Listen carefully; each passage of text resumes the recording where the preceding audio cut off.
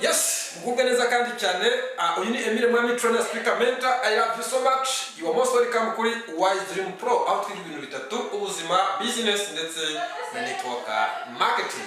Misi ishize twagiye tuganira ku buzima, tuganira ku byafasha ubuzima bw'abantu ariko bicishije mu kanwa cyangwa se ubiriye cyangwa se ubinyweye. Aho twaganiriye kuri Bonitron ifasha amagufa, tuganira kuri Perfect Sensor, product nziza cyane idasanzwe mu buzima bwa muntu. Tuganira kuri Coffee ifasha ubuzima bw'umuntu utereye mu mitekerereze. Twavuze kuri Besron ifasha cyane kuri n'imyororokere, ariko umunsi tugiye kuva kuri product idasanzwe. Uze kugendera muri comment uvuga ngo product idasanzwe. Tuvuga kuri product umuntu yambara ku kaboko, nta report umuntu araza kunywa, ni igikomo wambara ku kaboko. Iki gikomo ureba gikoranye ubuhanga budasanzwe kubera ko imbere yacyo, imbere inside of this product hari utundi tuntu turimo. Uze kutwegera neza cyangwa se uzagire dukora urebe neza. Harimo utundi tuntu tugeze muri tune, buri kamwe kose gafite umumaro wa. Iki gikomo cyakora ibirebye neza ubuzima bw'abantu muri iyi minsi. Navuga ngo bukikijwe na environment cyangwa se ibidukikije birimo ibibwangiza byinshi. Harimo stress, sibyo gusa, uretse na stress harimo ibikoresho bya electronic rero bivumburwa cyane ari byinshi. Ntabwo muri kuri bije kugira ngo bigire neza ubuzima bwawe, ahubwo mu ruhande rumwe bishobora kuba byaba positive byaba byiza, ariko ku rundi ruhande rw'ubuzima bwawe inside y'umubiri wawe cyangwa se mu mubiri wawe imbere bishobora kuba byaba bibi. Niyo mpamvu hagiye haboneka ibishobora kuba byafasha ubuzima bwawe kuba bwagenda neza mu buryo bumwe cyangwa se bishobora kuba byakwapuza ya tekinoloji nziza dukeneye, ariko ishobora kuba yakwangiza ubuzima. Haboneka n'ikindi gishobora kuba cyatuma noneho ishobora kuba ya tekinoloji ishobora kubaho, ariko n'ubuzima bwawe bukabasha kuba bwabaho neza. Icyo gikomo cyitwa mu ndimi z'amahanga cyitwa magnetic energy bracelet, cyangwa se navuga ngo ni igikomo, ni bracelet ariko ishobora kuba ikozwe mu buryo bwa electronic bwo kurwanya electronic. Kino gikomo n'ubona umuntu cyambaye uzamenye ko kiri kumurinda ibintu bigeze muri birindwi. Icya kiri kumufasha ibintu birindwi. Icya mbere nuko kino gikomo gituma ubasha gusinzira neza. Icya kabiri gituma amaraso atembera neza.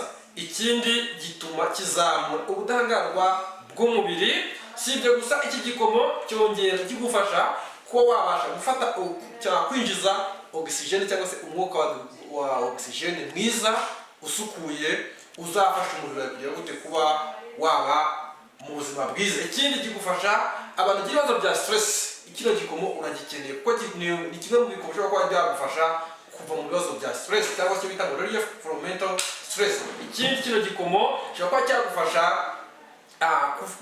gifasha umubiri wawe, gifasha ubwonko bwawe kuba bwatanga umusemburo mwiza wa melatonin cyangwa se umusemburo ufasha mu kubona ibitotsi.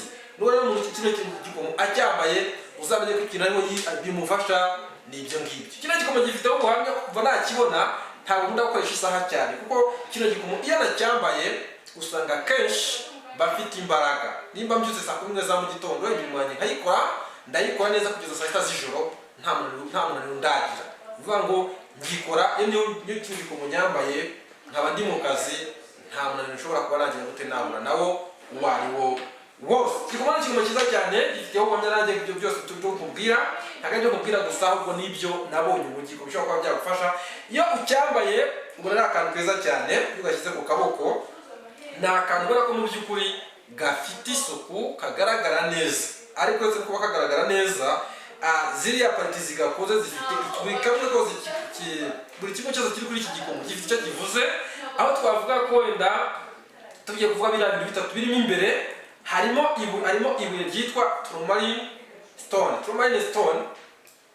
Ni kamwe muri utuntu tugize kino gikomo. Nuvuga ngo tourmaline stone ni ngiyi kandi kantu kajya gusa na jaune. Nuvuga ngo imara iki ku buzima bwawe? Icya mbere nuko ifasha kurinda uburozi cyangwa se kurinda environment ishobora kuba yanduye, protect against environmental pollutant, increase physical energy. Ngo impamvu ituma ugira imbaraga mu gihe kino gikomo wacyambaye, ubwo iyi tourmaline stone iko yongera imbaraga z'umubiri. Ikindi gatuma amaraso atembera neza mu mubiri. Ikindi gatuma wumva umeze neza muri wowe mu by'ukuri, wumva muri wowe ufite imbaraga, wumva umeze neza, wumva nta kibazo ufite. Hanyuma ikindi gikoresha kino gikomo gikomeza ubudahangarwa bw'umubiri kubera iyo tourmaline igize gute irimo.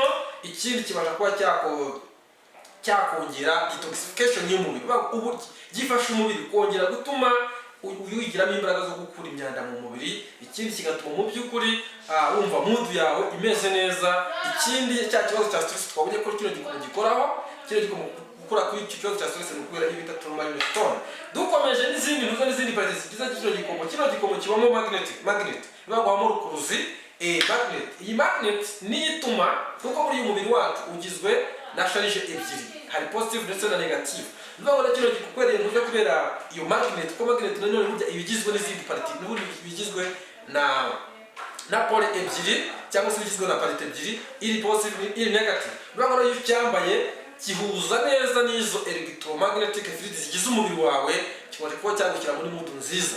Uburyo ujya wumva wagize stress, uburyo wumva utameze neza, uburyo ushobora kumva mu by'ukuri umubiri rero bigitagenda neza, ni ukubera ko izo electric fields ziba zigize umubiri wawe ziba zamaze kugira gute kuba zimeze nkaho zajagara, ziba zamaze kuba zimeze nkaho zabaye unbalance. Kuko iyo biri positive icyo gihe urumva ko biraza gutanga unbalance.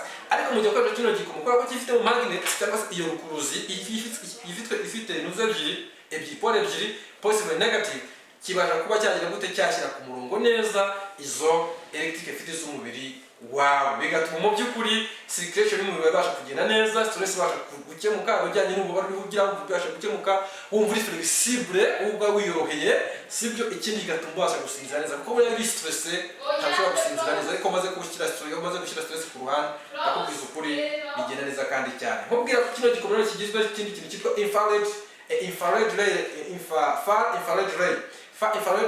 Ni akantu k'umutuku kaba muri iki gikomo, infrared ray. Zimara ikintu, infrared ray tuza kureba ikintu zimara mu mubiri, ni ukuvuga ngo zibasha flashes toxin from the lymph area, bivuga ngo bibasha kuvana bwanguzi za toxin zibasha kuva mu mubiri bitewe n'ikintu infrared rays. Zo kugerageza no gukora ubushakashatsi kuri infrared rays zikora iki. Ikindi zigabanya acidity mu mubiri wawe, reduce the acidity in our body. Mu gihe twakoresha kino gikomo tucyambaye, acidity y'umubiri wawe itangira kugenda igabanyuka. Ikindi kikongera alkalinization y'umubiri wawe. Urumva ko mu bibazo bya kanseri iyo hamwe n'iki gikomo biba byamaze kuba reduce edema, reduce hypertension, and ufite bya hypertension nyabona hypertension, gerageza ko kino gikomo ari kizakora ku buzima bwawe. Reduce oxidate, twabonye ko increase metabolism, cyongera gutuma imikorere y'umubiri wawe ibasha kuzamuka. Ikindi increase blood flow, ibasha gutuma infrared rays zibasha gutuma ikintu cyitwa amaraso atembera neza mu mubiri. Ikindi kikaba no gutuma elasticity y'imijyana yawe mu mubiri ibasha kwaguka, ibasha kugira gute kuba imizwe, ibasha kuba yagira umwanya uhagije wo kuba amaraso yabasha gutambukamo neza cyane. Guys, nagira ngo kuri Wise Pro ni hano uzakora ibintu byiza cyane, ushobora kubyafasha ubuzima bukagenda neza. Aho wakora igikomo uramutse muri shika aho dukorera umunsi ku munsi, kuba twakwereka byinshi cyane dufite, ushobora kuba byagufasha ko tukabanza tukabona gusuzuma tukamenya neza ikibazo ufite mu buzima bwawe. So rero ngibyo igikomo byo tureba uburyo gikoze. Iyo urebye neza twose ugenda tubonamo ndetse dufite bikamwe gusa kandi gafite n'akamaro. Rero iyo ucyambaye niba utwo nitwo uba ushyize ku mubiri, kugira ngo uzatasitinge neza umenye agaciro k'iki gikomo n'iyi metali igikoze ndetse n'ibigikoze. Iki gikomo kibasha kuba cyaslidinga telefone yawe, uramutse ugishyizeho gufata telefone then ugaslidinga bisanzwe, then kirabikora kandi cyane, bigaragara ko ntabwo ari metali isanzwe gutyo gusa. Rero imisama urebye neza ikintu gikora cy'ingenzi cyane nuko kino gikomo cyambaye, ikintu gikora cyane ni anti radiation. Bivuze ngo hari electromagnetic radiation zishobora kuba zakwinjiramo zitari nziza, ziba zakwangiza. Mu gihe ukoresha kino gikomo nuvuga ngo ni kimwe mu bishobora kuba cyagira gute cyatuma izo radiation zitagira uruhare rukomeye mu mubiri wawe, cyangwa se zidashobora kuba zakwangiza. Icya kabiri nuko umuntu ugikoresha ucyambara, nuvuga ngo kino gikomo kiri anti-fatigue, wacyambaye kunanirwa uri kure yacyo. Ikintu kitano cy'igikomo nuko ntabwo kigira nta manirije arimo, nuko ngo iyo ucyambaye uba ugaragara neza, sibyo? Iyo ucyambaye kino gikomo uba ugaragara neza kandi cyane, ugaragara neza cyane. Nuvuga ngo kimwe mu gikomo wambara mu by'ukuri ukabona ko ibintu biryoshye. Icya kabiri nuko kiriri kimwe mushobora kuba byarinda environment cyangwa se ibidukikije ahantu ibidukikije bishobora kuba bitameze neza. Hari amareyo aturuka ku minara, aturuka mu radio na televiziyo, aturuka mu telefone machine. Ibyo byose biba muri cyambaye kibasha kurinda environment uri mu ikindi kiri RG free, uvuga ngo nta ushobora kuba cyagutera kwivumbuka atanya kumubiri bitewe na metals n'intuzi na materials zikozwe ku buryo bwa butumuye kandi bwiza ushobora kuba bwafasha umubiri ukabasha kuba wagenda neza kandi cyane. Rero naragikoresheje mu by'ukuri nuko nabonye imbaraga zacyo. Kwari kino gikomo tugomba kucyitaho, kwari cyo ugomba kucyitaho kuri Wisdom Pro. Wowe wakoze subscribe, wowe ukurikirana ibiganiro byacu umunsi ku munsi, kuki kino gikomo ugomba kucyitaho. Number 1 nuko mu by'ukuri uraza kureba ugasanga hari ibintu bituma tugira pressure cyangwa se tugira ukutinyagambura. Ikindi abantu bagikora siporo, iyo ugiye gukora siporo hari bisohoka mu mubiri wawe, ariko ugiye gukora siporo ndakorera abantu benshi bakora siporo nyabona ko kino gikomo. Ikindi nuko umubiri wacu ayo ucyambaye uba nuvuga ngo ushobora kuba wa positive, umubiri wacu ni positive negatively charged electromagnetic. Nuvuga ngo umubiri wacu ufite charge ebyiri, negative and positive. Izo charge rero ziri balance. Nuvuga ngo icyo gihe usanga ugize gutwara stress bitewe n'ibyo uri kuba umunsi ku munsi. Ibintu bishobora kuba byatuma umubiri wabasha kuba unbalance. Nuko ushobora kujya mu ugasanga environment wiriwemo yatumye wenda haboneka amacharge runaka menshi aruta yandi.